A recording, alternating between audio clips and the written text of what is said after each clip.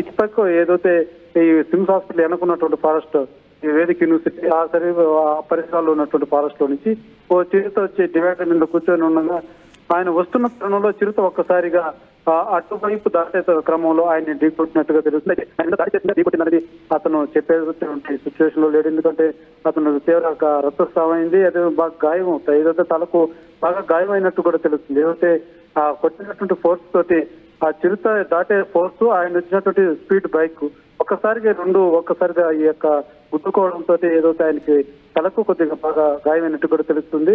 మన విజువల్ కూడా చూడొచ్చు, ఏదైతే అంతా కూడా రక్తపాతం బాగా రక్తస్రావం కూడా ఎక్కువైనటువంటి పరిస్థితి.